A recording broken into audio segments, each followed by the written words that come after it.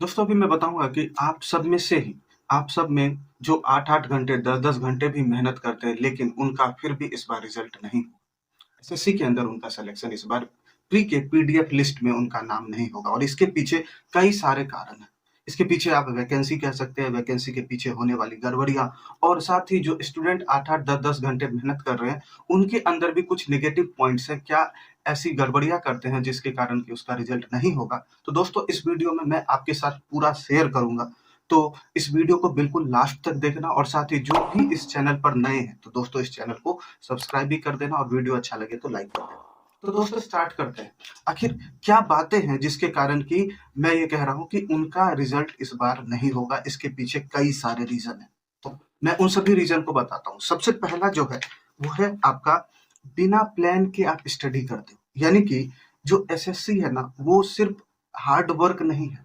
वो यहाँ पर गेम हो जाता है स्ट्रैटेजी का। आप 8 घंटे, 10 घंटे, 12 घंटे भी पढ़ाई कर लो। लेकिन अगर आपके पास एक फुल प्रूफ स्ट्रैटेजी नहीं है, तो मैं ये दावे के साथ कह सकता हूँ कि उसका रिजल्ट नहीं होगा।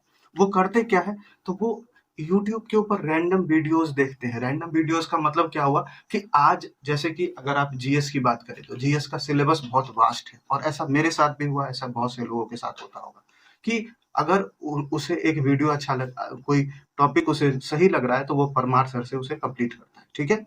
अब परमार सर से कंप्लीट करने के बाद फिर क्या चेंजेस आते हैं कि अगर कोई क्वेश्चन उसे मॉक में मिला या कुछ अलग टाइप के क्वेश्चन मिले जो परमार सर के नोट से बाहर है, तो फिर वो क्या करता है, उस क्वेश्चन जहां से आए हैं जिस टॉपिक से, फिर वो अलग अलग सोर्सेज देखने लगता है। वो यूपीएससी लेवल के मटेरियल्स को भी देखना स्टार्ट कर देता है और फिर चीजें क्या होती है वहां से डिसअरेंज हो जाती है। क्यों?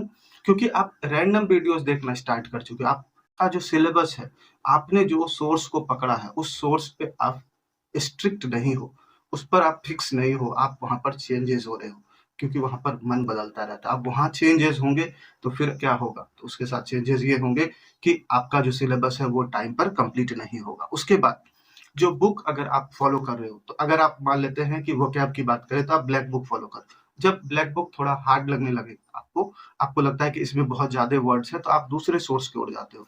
यूट्यूब के ऊपर कोई वो क्या आप किसी टीचर ने कराया तो आप वहाँ चले जाते हो, फिर किसी दूसरे टीचर के रिसोर्सेज पर, फिर इंटर टेलीग्राम पे बहुत सारे पीडीएफ है जिसमें कुछ ट्रिक वगैरह दिए हैं, तो आप वो देखने की कोशिश करते हो और इन द एंड रिजल्ट में क्या मिलता है, तो आपका सिलेबस कंप्लीट नहीं होता है।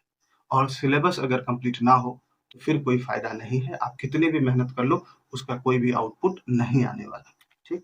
उसके बाद तो अब इन सभी चीज़ों से इतने सारे डिस्ट्रैक्शंस हैं, इतनी सारी चीज़ें हैं जहाँ पर आप देख रहे हो कि जिस तरीके का अभी कॉम्पिटिशन लेवल है, 12,000 के आसपास इस बार सीटें हैं, लेकिन उसमें से आप जानते हो एडीक्यूटी एग्ज़ाम लेगी तो 4-5 हज़ार सीटें तो पहले से खत्म हो जाएगी।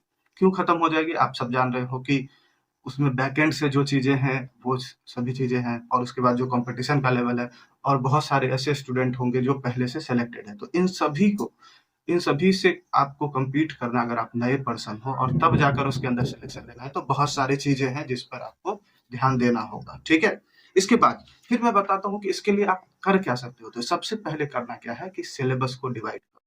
को भी जो भी पार्ट है उसे आप डिवाइड करो कि कितने दिनों में इसे कंप्लीट करना है, आपके पास कितने दिन बाकी है और कौन-सा सोर्स फॉलो करना है। सबसे इम्पोर्टेंट बात कि आप सोर्स मत बदलो। अगर कुछ क्वेश्चन बाहर से मिल जाते हैं, जैसे आउट ऑफ सिलेबस कुछ क्वेश्चन आ गया, जैसे आपने कोई टॉपिक पढ़ा और कुछ क्वेश्चन उसमें नहीं बन रहे, ठीक है? जैसे परमार सर से आपने जीएस पढ़ा, जीएस बहुत वास्ट है। आप ये 100% नहीं कह सकते कि इस नोट से ही 100% क्वेश्चन आएगा। तो आप पहले नोट्स पढ़ो, अगर कुछ नए क्वेश्चन मिलते हैं तो आपका काम है उसके अंदर नोट करना बस। अगर किसी मॉक में कुछ अलग अच्छे तरीके के क्वेश्चन मिल गए तो नोट करना। मैथ्स के अंदर, इंग्लिश के अंदर जैसे कुछ नए वोकैब आ गए जो ब्लैक बुक के अंदर भी नहीं, ऐड करना है बस। इसके अलावा सोर्स चेंज नहीं करना है। सबसे इम्पोर्टेंट यहाँ पर लोग क्या होते हैं, माइंड जो है हमारा वो यहाँ पर कुछ अलग तरीके से काम करता है। क्यों? क्योंकि अगर उसे कोई चीज़ टफ लगे तो फिर क्या, वो सोर्स बदल ले, वो बोलता है कि सोर्स बदल लो। कुछ अलग चीज़ पढ़ते हैं जो ज़्यादा आसान हो और आसान नहीं। आपको सिलेबस को कंप्लीट करना, बस ये ध्यान रखना कि सिलेबस कंप्लीट होना चाहिए, ठीक है? इसके बाद जब आप सिलेबस कंप्लीट करते हो तो सबसे पहले प्रीवियस ईयर क्वेश्चंस पढ़ो।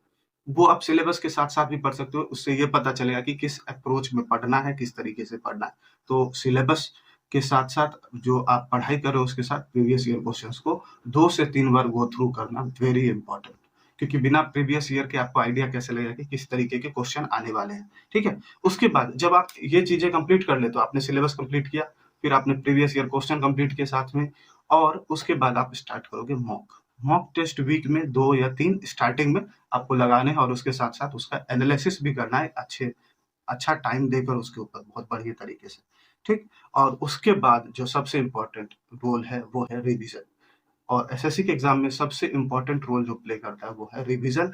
रिवीजन इज मैंडेटरी, ठीक है?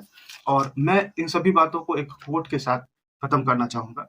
ये है कि गलत दिशा में की गई मेहनत वो मेहनत नहीं है, वो समय की बर्बादी है। इसलिए आप ध्यान रखें कि जब भी आप प्रिपेयर कर रहे हो तो उसका डायरेक्शन सही होना चाहिए। आप भले 8 घंटे 6 घंटे ही दो, लेकिन अगर सही स्ट्रेटजी के साथ जो वीक पॉइंट्स है उसके ऊपर अगर आप काम करते हो तो वो कई गुना ज्यादा बेहतर होगा, इससे कि आपको कोई आसान चीज है और आप उस पर लगातार बहुत ज्यादा टाइम दे रहे हो।